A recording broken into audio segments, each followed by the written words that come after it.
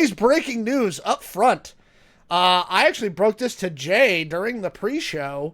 Yeah. So early this morning, a little before 7 a.m. this morning, the CEO of United Healthcare, which is the largest health insurance provider in the country, um, was can only be determined like called assassinated on the streets of New York. If you go onto the Twitters or various other social media platforms, the video is floating around, the surveillance video from the hotel he was staying at. Um, Guy like rolled up behind him with a suppressed pistol, and that was it. Right in front of a witness. That guy was not going to be deterred. And he didn't care that he was seen. Like, he let the witness go. He just did his business and kept walking on a busy New York like nothing happened. So this brought forth a few interesting reactions, very similar to kind of what's going on in the chat right now, which is a lot of people were like, "My thoughts and prayers are out of network." Uh, That's funny. did they check whether the ambulance was in network before they took him to the hospital? Um, Simultaneously, Blue Cross and Blue Shield announced today that they're not covering full length anesthesia for surgeries. And people were like, well, probably not the best day to What? announce that, Blue Cross. Like, uh, Unrelated. uh, Completely unrelated. Unrelated, guys. again, some of the other stuff is, how many people who've had healthcare denied? Like, there's probably 1 million people out there in the country with a motive. Yeah. You know, Yeah. do you think with the stuff that happened with January 6th and increasing levels of this, do you think this might become a new normal? That's my question to you, Jay. Is does this start becoming a new normal in our country? Just Like like you people see, assassinating people. yeah, like you see this in Central America and Yeah. places like that and other parts of the world where uh like assassinating corporate leaders and stuff like that. Like this is not weird in Colombia or Venezuela or Eastern Europe, right? But we've kind of been insulated, right? Somebody in the chat's bringing up school events, right? Have they becoming normally normalized? Do you think this kind of thing? Do you think that this brings about copycats? Do you think that this brings about other people who are like, you know what? Maybe we just need to start icing CEOs. I honestly don't think it's going. I don't think that's like the conversation. I think it's more so of like, hey, like look at that guy. Like that guy was able to do this. I could do it too. Like, and just kind of doing it to people that they don't like. I don't know.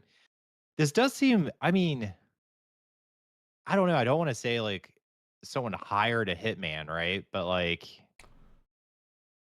I don't know. Most of the times, like, I don't know, with like active shooters,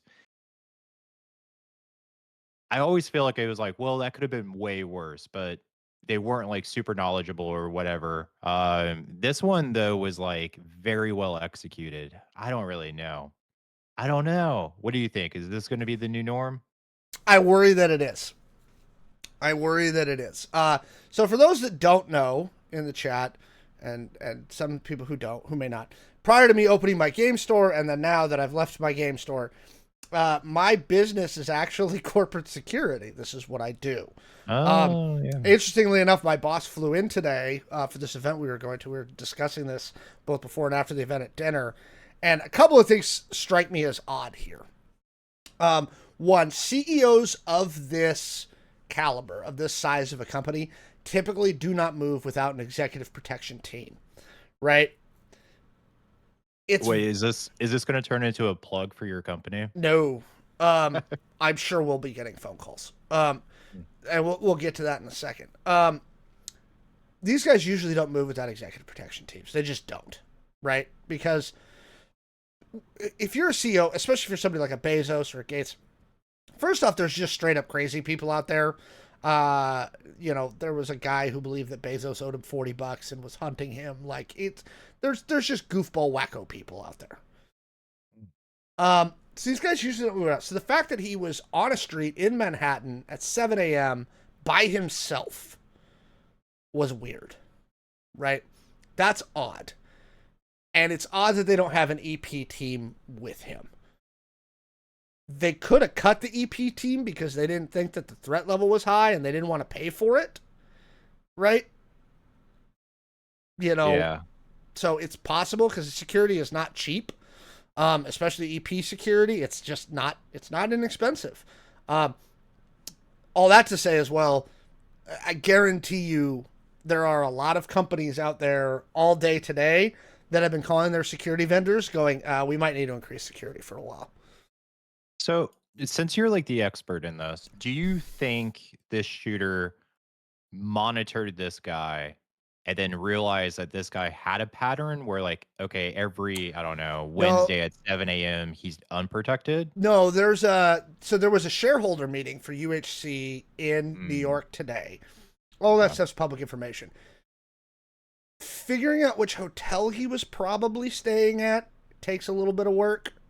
Hmm. But I imagine my guess, and again, this is a guess, my guess is that it was he put himself in a position where he thought he might have a chance, and his chance showed up and he took it.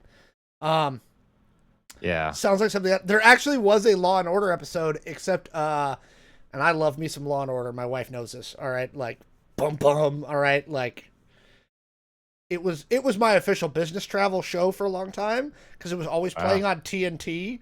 And so no matter what hotel I was in around the country, when it was late at night and you're in one of those fucking, Hilton business class in the middle of nowhere and there's nothing to do, you can watch a Law and Order marathon. Anyway, that episode, it was a body armor manufacturer. He was a CEO of a body armor company who was gunned down by a soldier whose friend died in the war because they were selling faulty body armor. Wow. So again, yes, it does sound like to go with what Chat's saying. Yeah, it sounds like a Law and Order episode for sure. This is the type of civil unrest stuff, though, that does again. It could start to become normal. Mm. I think people are starting to get frustrated with corporate power. Frustrated, but why? But why? Sarcasm. And oh, by the way, uh, legal note: we're not advocating you go out and start murking CEOs. Okay, Nope. like that's not what we're saying. Nope. Well, Absolutely not. we're looking at this from a: are we shocked? No. The types of companies that you would expect this kind of reaction to, not surprising, Yeah. right? I will be supremely surprised if it turns out they find this guy and it was totally random.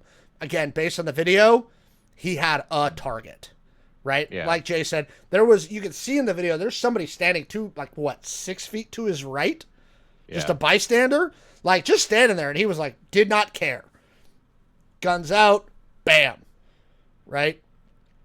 And he was what, maybe 10 feet behind the guy? Yep. You know, this was somebody on a mission. So there you go. That's your first breaking news for today.